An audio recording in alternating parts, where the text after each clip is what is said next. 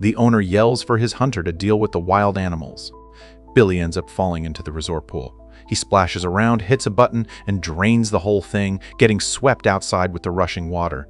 He runs into the pet monkey again. The monkey leads the animals to a room, but they start making a complete mess. The story begins deep in a lush African forest. We meet a little, energetic mongoose named Billy. He is having the time of his life, playing with his best friend, a big, gentle lion named Socrates.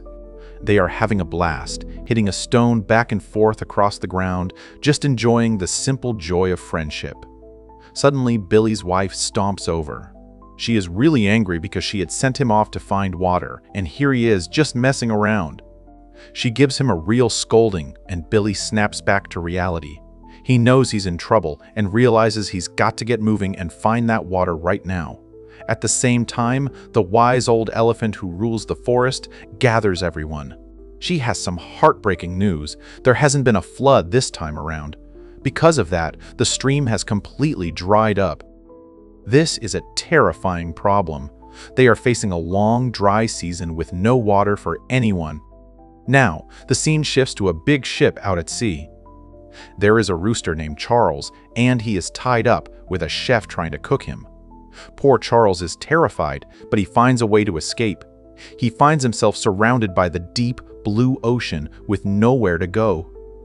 He jumps into the water without even thinking, but luckily, he spots a little boat floating nearby. He climbs aboard and finds a whole group of different animals. These animals have come from far away, and they are all heartbroken and upset because of what humans have done to their homes. They are looking for a place where they can live safely, far away from people. An old wise turtle among them says that migratory birds told them about an African forest where they could live in peace. Charles, feeling brave, offers to lead them there, and he asks everyone to follow him. Back in the forest, things are getting desperate. How will they survive?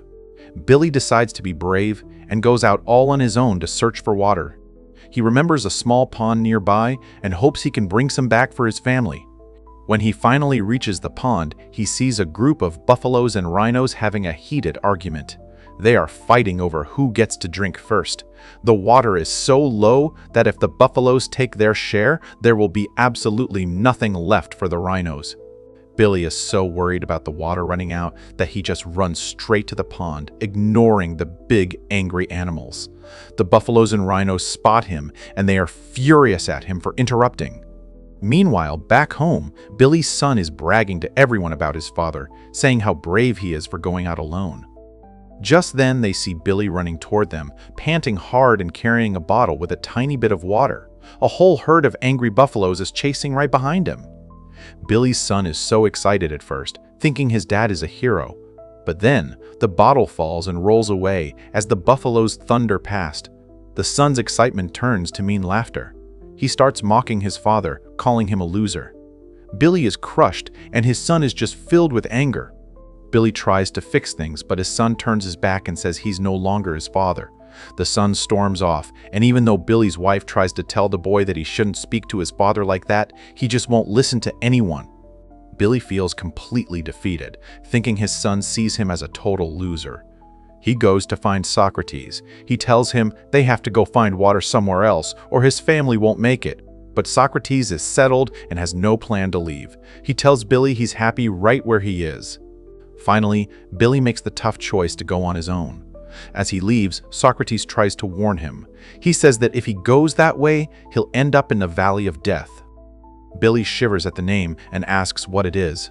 Socrates explains that it's a place where no one ever returns from, where anything that enters is killed. Socrates thinks Billy will be too scared to keep going, but Billy is already gone. He reaches the Valley of Death, and the sight is grim. He sees vultures circling everywhere, warning him to turn back. But Billy keeps going. He has to save his family. As he walks, he's trembling with fear. Strange, eerie sounds echo all around him, and he sees the skeletons of other animals on the ground. He looks back and, to his relief, sees Socrates following him. He is so happy his best friend didn't leave him behind. Suddenly, a giant shadow falls over them. It's a leopard, ready to pounce. But then, the leopard suddenly looks terrified and bolts away. Billy looks up and sees a massive polar bear. The leopard was scared of the bear. Socrates notices that other animals are arriving too. It's Charles and his group who have finally made it from the ocean. Night falls and they all decide to stick together. Socrates shares his sad story. He had visited this valley once before with his brother. He says something mysterious killed his brother. He saw a strange creature that day. It was a human. Billy tells Charles about the dried-up forest and their desperate search for water. After a long talk, they are all exhausted and fall fast asleep. The next morning, Charles wakes everyone up. He talks to Billy and Socrates, saying that the two old turtles are too tired to go any further. He sends his friends to help Billy and Socrates search. As they continue on, they finally see the cause of the drought, a massive, ugly dam blocking the water. They climb up to see, and there is a huge lake of water trapped behind it, right next to a fancy resort where people are having a big meeting about climate change. How ironic is that? Socrates and the others sneak into the resort. Inside, the owner's pet monkey is serving food to the guests. Suddenly, Billy and Socrates walk into the room, and the people scream in terror at the sight of a lion. The owner yells for his hunter to deal with the wild animals. Billy ends up falling into the resort pool. He splashes around, hits a button, and drains the whole thing, getting swept outside with the rushing water. He runs into the pet monkey again. The monkey leads the animals to a room, but they start making a complete mess. The monkey is worried, saying they are putting their lives at risk, but Billy insists they can't stay locked up. Their families are waiting, and they need that water. The monkey finally says that if they want water, they have to open the dam gates. He leads them to the control room, but the hunter is right on their heels. The hunter fires a dart, hitting poor Socrates, who passes out cold. While they are scrambling, Billy steps on a button. The floodgates fly open, and they are all washed out. The hunter slams the gate shut again and jumps into his jeep, chasing them down. He screams that he is going to finish them off today. He is closing in, but then Charles arrives with all the other animals. The two wise old turtles manage to stop the hunter's jeep just in time. Billy tells the others they have to get back to the forest and warn everyone about the dam. They race back, and Billy explains everything to the other animals. He tells them they have to act right now, or they will never have water again. The animals finally understand, and they all head to the dam that night, even though the stubborn buffaloes and rhinos refuse to join them. Meanwhile, back at the resort, the hunter has caught Socrates and is planning to sell him. He's flying over in a helicopter, getting ready to fire a missile to destroy the animals and save his dam. But the monkey is in the helicopter too, and he causes a scene, distracting the hunter just as he fires. The missile misses and gets stuck in a pipe on the dam. Inside the resort, the owner's son sees Socrates and decides he has to do the right thing.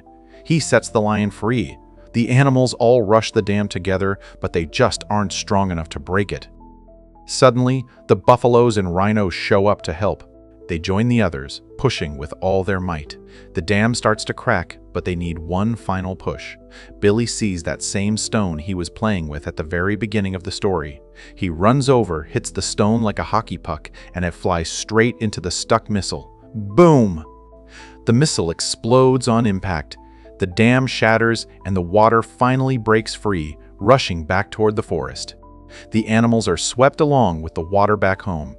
Socrates is reunited with a very happy Billy, and the animals celebrate, knowing they will never have to worry about water again. And that is how their story ends.